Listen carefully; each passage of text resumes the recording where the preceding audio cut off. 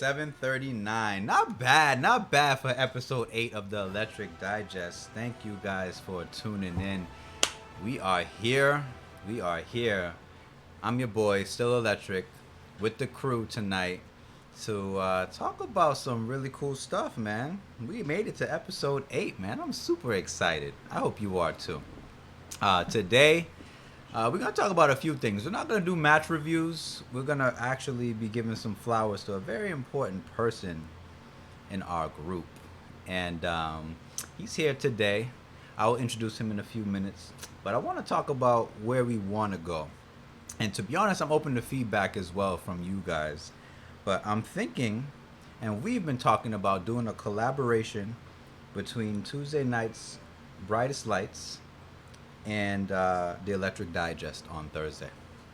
And thinking about transitioning Tuesday or canceling Tuesday and doing a collaboration of exhibition matches / podcast matches or podcast reviews on Thursdays. So, let me know what you think about that. As we're heading into the summer, we're actually deep in the summer already, and people are transitioning to offline Tekken. With the digest growing, I think it'd be a cool opportunity to get all of us to collaborate offline, to get our matches reviewed, to see matches, to see each other, and so we're thinking about doing that collaboration, and we're super excited about it for sure. So the Electric Digest is still gonna be running. This is episode 8. We'll probably do 2 more match reviews up to episode 10.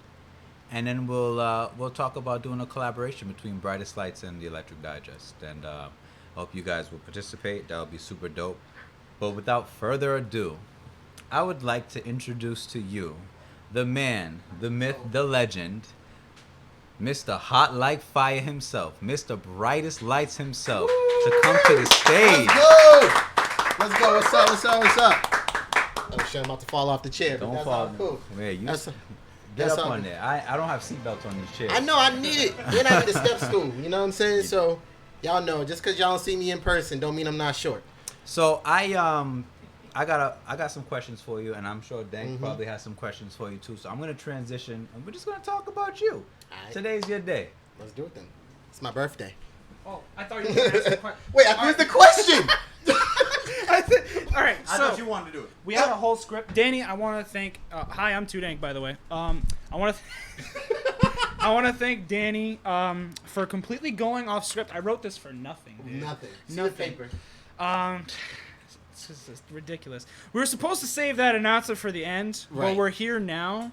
HotLikeFiya, Malik. Please tell the audience who you are and what you do. Yeah. So my name is Malik. I go by HotLikeFiya in the Tekken community. Started off as Fire, but nobody liked that name, and then I needed a Twitch name, so I was like, oh, HotLikeFiya sounds okay. Mm-hmm. And then Danny approved, so I kept it moving with it.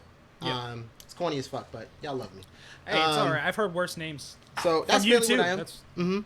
And I have a shit ton of energy. So let's go. Hey, I like to hear it. So what made you want to start Brightest Lights, and when did it start for you? Yeah, actually, it started before the pandemic. So shouts out to Brightest Lights and everybody who's been supporting, right? Mm-hmm. I think in January of 2020, I posted in the BostonTekken group.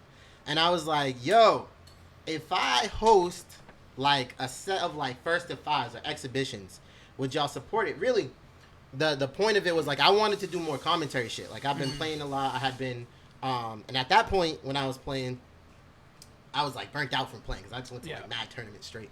So I was like, fuck Tekken. And so I was like, but I still love the game. I still love to watch it. I still watch it a lot. And I was like, what, it would be dope to see the community play and me commentate that and just like kind of get my skills up in that department. And I put it out there and everybody was like, yo, that would be dope. Let's do it this Tuesday. And I'm like, motherfucker, it's Monday. And I think we set it up. We had like a full card. We had a 4. And we went from like January to like August. Yep. I remember that. So we went straight through the summer and it was fire, bro. Like I used to rush home from work like, oh shit, I got to get back. I remember one day I didn't have the right streaming equipment. I think I talked to either you or Ed. And I was like, yo, how do I set up PS4 to be able to stream that shit? They was like, you need a splitter and a capture card, bro. I ran to Micro Center that night, got that shit, tried to set it up, couldn't set it up, had to fix everything back up to put it back, put it back right. Boom, still was scuffed as fuck, but everybody enjoyed it. And a couple weeks later, we had like the PC, PS4 switcheroo. Yeah, PS4 didn't even last long. It didn't last that long. Because there wasn't even, most people weren't even feeling the PS4 Yeah, because online. everybody was like, lag. Well, that's the thing, because it was hard pressed to get people to play on PS4. Yep. So it was like you were just left with the people who only had PS4, and they were like, I was literally left with off in bed. In effect, when off in bed wanted to play, like, yo, let's keep it a buck. But I think that shit was so dope for me. It taught me a lot about streaming. I don't know. I do tech shit, but I don't do the streaming shit. So yeah, broadcasting is a whole different beast. The tech industry in itself is like people don't really know from the outside looking in. They just assume, oh, you work in tech, so it's like you should know everything. Right? Which I don't. Yeah, but no, I mean, there's so many specific things you work on, like networking, sound engineering, and stuff like that. Video, broadcast. It's so many different areas you can be an expert in. Exactly, and they're all so different. So like learning this was really nice. It was like a little escape from what I do for my job and shit. And so I really liked it. It was work. Don't get me wrong. It was work, and it's been work. But I thought overall it was like the reward from it.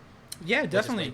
So let's talk about that. The reward. What do you think you've gained from doing this as an individual? Oh man, as an individual, like I see like a lot of different perspectives on Tekken. I thought there was like a good way to play Tekken and a bad way to play Tekken. Interesting. But I'm gonna have to go with Tekken's more of like an art, right? Mm-hmm. There's not really there's a good way to play it, definitely, but there's still like a way you can put your own like creative flair, and you can see people's I like to see people's personality in the way that they play. Now I might call you a masher, but I'm a rage artist. That's what I do. I still respect the fact that like some people, dog, you're not hitting them. Like they're gonna do whatever they can do to not get hit, and they're gonna press all the buttons. And some of them just block. You know what I'm saying? Me, I press a lot of buttons. So I gained a lot of appreciation for the way other people play. That's just like me personally from the game. And then like when I watch Tekken, I'm always looking for like different shit, different setups, different this, different that. Why did you do that in this situation? How can I carry that over into my game? And I think I've been cheating off y'all from that. Like I definitely be stealing shit. Like, oh wait, hold on, I think I could do that. You know what I'm saying? Yeah, but I mean, me and you are similar, right? Where we're both the type of people to just sit there and watch Tekken all day. Even if you got something to do, you got like a second monitor with Tekken on it, right? You're just always watching something. So that's kind of like just part of how we, one, enjoy our day, our free time, and two, that's how you learn a lot, right? You're always learning through that, kind of observing and taking things in through osmosis. And for you, that was such an interesting thing with Brightest Lights, right? Because that's what you're getting with the community, is you're getting all these people that they're given the like 20 to 30 minutes to basically express themselves on stage, like you were saying. You put the spotlight on them, the brightest lights, if you will, and they show us and the audience what they've got. And I think it's really cool. That's what I get into fighting games for personally. I love games that, specifically Tekken, right, is a game that allows you to express yourself in a lot of different ways. Right. People become really in tune with their characters or in tune with the game mechanics itself, and their personality really comes through in their playstyle. Shines bright. It shines Brightest very lights. bright. You know what I'm saying? and let's talk about the name a little bit. Like, it didn't have a name when we started it. Yo. It didn't have a name. It kind of just. I think it started off as like a football reference, right? Because it was like the lights in a stadium, right? It was like Friday Night Lights. You know what I'm saying? Like that was one of my favorite movies, and I think I said that one day on the stream. I'm like, yo, that kind of sounds good, and then it stuck. You know what I'm saying? So I think the name was nice. Then we got the acronym, and then I didn't have to type that shit out as much anymore. Yeah. And the whole thing just kind of did for itself. It was just its whole little ecosystem. And I know we wanted to get into this, like even down to the way that like Brightest Lights expressed itself and what the community thought of it. Right? We're like, yo, is it serious matches? Is it casual matches? Is it people talking shit? What is it? Yeah. What was Brightest Lights to you? Just kind of whatever happened naturally, right? And that was the best way to go about it, because everything from the start has always been just like how whatever happens, and you just kind of roll with it. Right. And I think it works out for this team because you have so many strong personalities and stuff. Yep. Like guys like, you got AED, Montel Chilliams, Sandwich, Sloth, so many guys that were regular players on the show that, people were excited to watch, people were excited to engage with, both during the match and afterwards. So I'm a firm believer that, like, for a lot of people, all they need is like the perfect environment to shine, you know. Yep. And that was one of them in this case. So I think you did a good job for sure. Yeah, and it definitely served its purpose. Like I think it did all the things that we wanted it to do. You know what I'm saying? I feel like if you look back in January of last year to now, players leveled up tremendously. Yeah. Like, dog, they don't play the same. They don't play the same. You know what I'm saying? There are a lot more engaging matches. Even down to the players who are newer, right? Like, it's still like you can see flashes and you can see shit that they're doing. You're like, oh, okay, they definitely like everybody's like slowly leveled up. You know what I'm saying? And that's because they can showcase and they can watch back and they can. Oh, okay, Malik was talking shit about me right there. So let me go correct that real quick. So. Yeah, I mean, that's kind of like why we started out doing the Electric Digest, right? It literally started off because me and Still Electric are always in the chat in Brightest Lights saying, make sure you guys go back and watch your matches back. And I feel we've personally felt like that wasn't something that was ingrained in the culture enough for this community, right? So we wanted to start a show where that's all we did was we did match analysis to show people how to do it so that you can go and be self-sufficient on your own, go look at your own matches, know what to look for, know what you're doing, and know how to practice as well.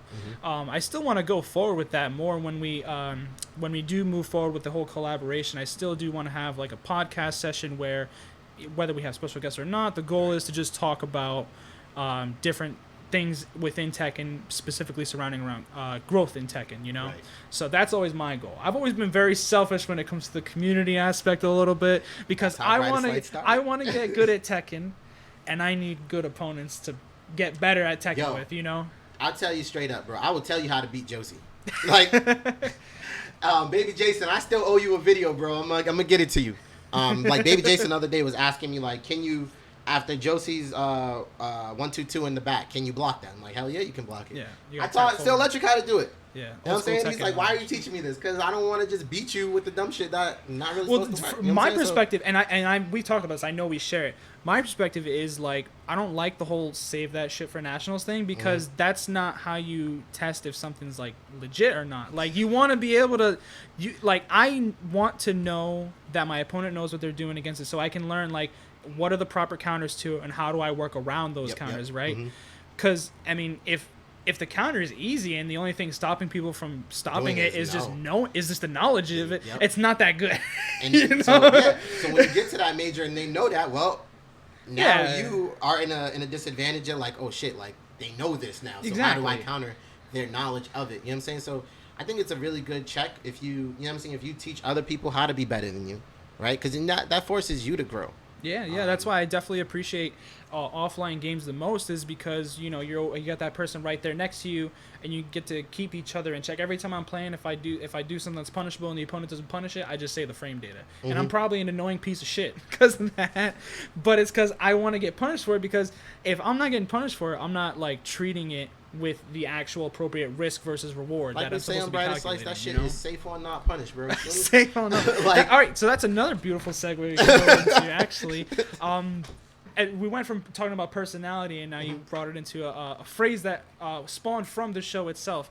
Now that's something that's been kind of unique to you in general. You have literally esports brands stealing your fucking phrases from you. Yo, tell them what it is. Frames are a social construct. Y'all heard that shit in Boston first. I want my royalties. Yeah, I mean, you've just, from the start, you've been someone that people gather to. You've been an entertaining, like, pylon, basically, right? People gather to you for the hype because you're basically, like, the hype man. You come in a small package. You got to let people know you're here, you know? There's a lot here, though. I got to let it out. So, yeah, and then because of that, just other entertaining people come together, and, you just get them in the right environment, in the right setting, the right context and circumstances, and magic just happens, Right. That's what's been really cool about the show, and I'm really excited to move forward and see what happens. So what's your plans moving forward? So, yeah, moving forward, it's going to be definitely dope when we combine Ted with Brightest Lights, because before it's like, with Brightest Lights, it was like, either Doc helps me or not. And then, like, over the weekend, I'm like, okay, who am I going to put together? Then by, like, Sunday, Monday, I'm hitting people up like, yo, you ready to play? You ready to play? You ready to play? Ready to play? Ready to play? Ready to play? And I got to keep going through this cycle until I get, 8 players ready to play. At first, I didn't care about skill level. But as we moved and we revamped Brightest Lights, we got 2-3 commentators on. I can't be fucking around no more. So now I gotta make sure these matches are entertaining, right? You know what I'm saying? So so I really was trying to like keep people at the same playing level, playing against each other. So there's actual something to be learned from it, regardless of skill level. Like I can, I guess gotta play you once or twice and I know. Yeah. And so that was like some of the hard parts about it. I think combining this with Ted, y'all got the whole setup. Let me just tell you that right now. Y'all got the whole fucking setup, bro. I only got a fucking Heihachi hat. All right, yo, it'll be so much better quality with these dudes here. I mean, Mason showed y'all what the fuck y'all do. You know what I'm saying? The other day when we had that tournament that I need to follow up on. Haha. But I think it's just gonna be really good going forward. I think offline is gonna be better for the community. That we're gonna get to be in each other's face, show the love, and it's not gonna be just like, oh, I'm playing in my isolated area. That's not how tournaments work. That's not how like offline works. You know what I'm saying? Yeah, for sure. So basically, and we were in agreements when we were talking about this, but we can talk about it more on the show while the guest audience is here. They can get a peer into like what's in our minds. But basically, our goal is like to continue with that whole community-centered aspect, just switching it to offline where it gets a little more personal, right? Right. Because you're going to be literally right there with your opponent.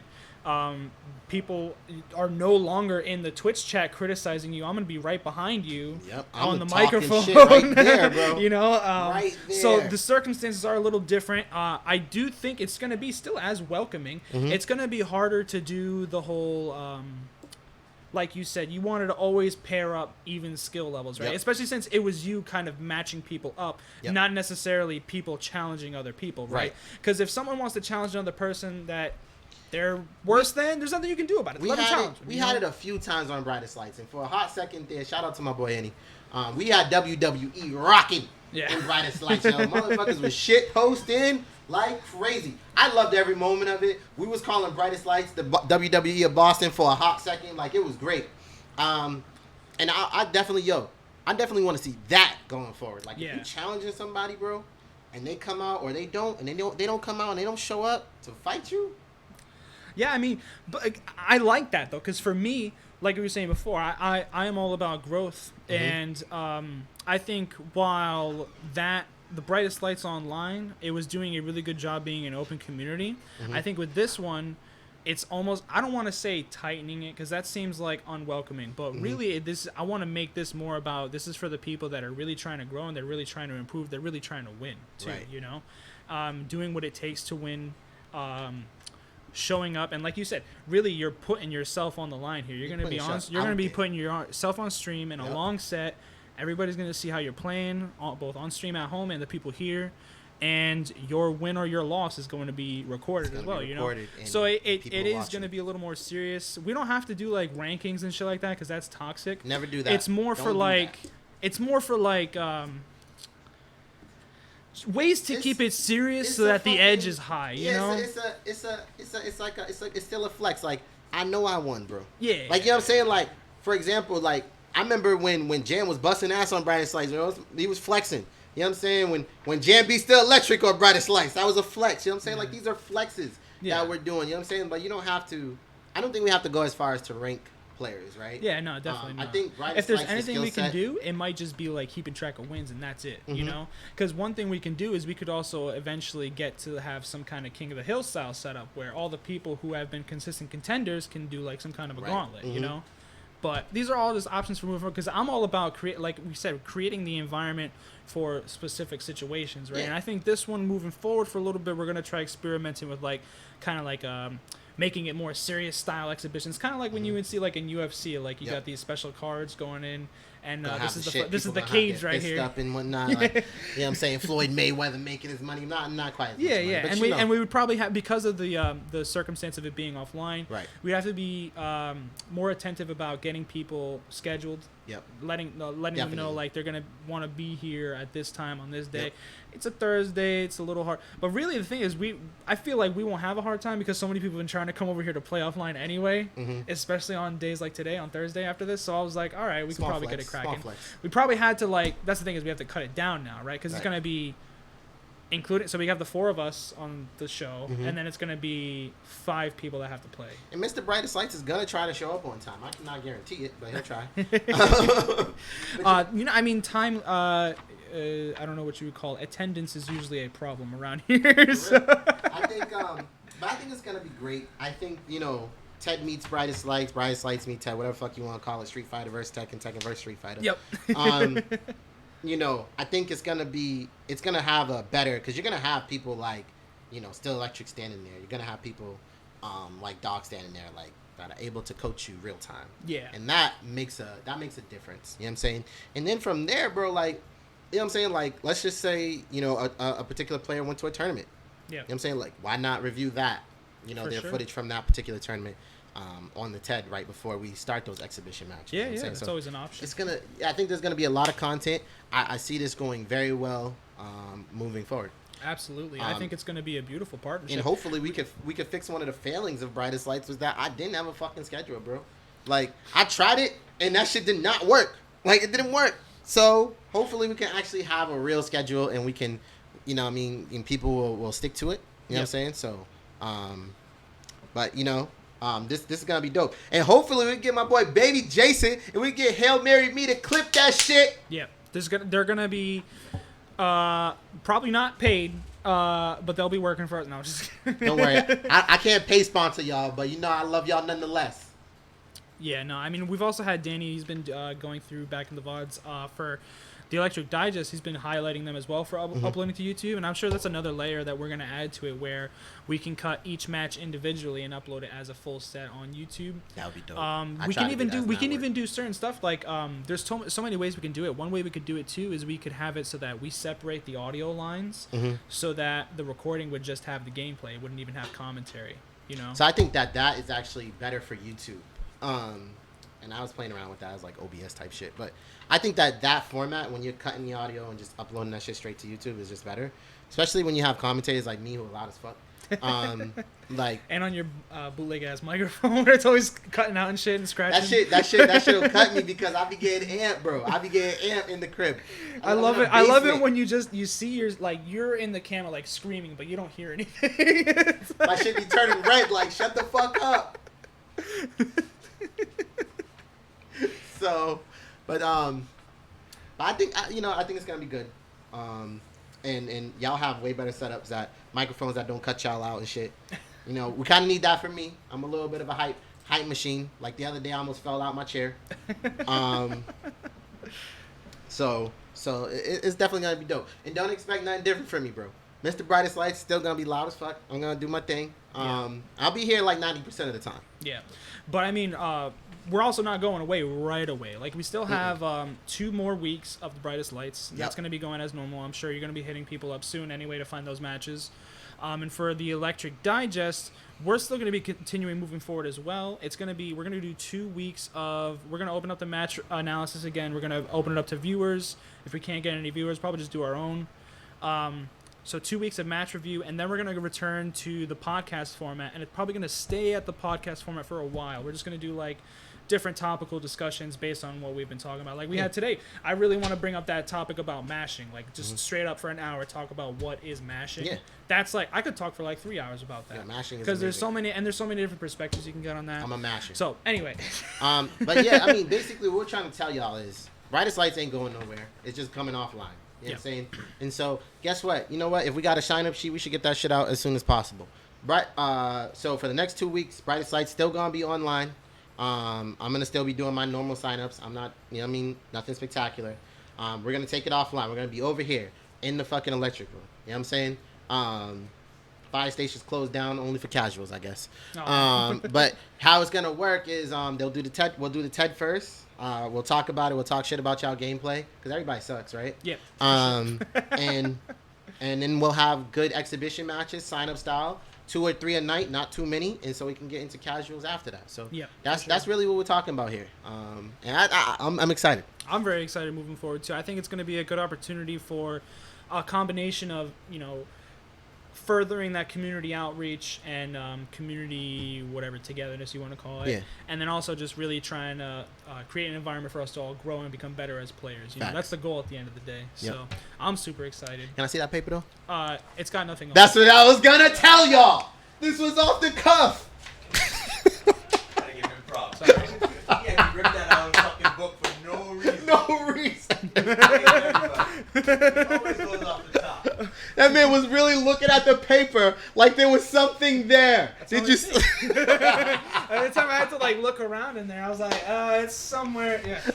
That's it for us. That's it for us, pretty though, much. folks. Malik's got to get out of here soon. He's got to go home and be a family man. Yeah, something like that. We're probably gonna put the stream on pause real quick just to switch it up. And we're gonna get started with normal offline casuals like we always do. Yo, thanks y'all for having me.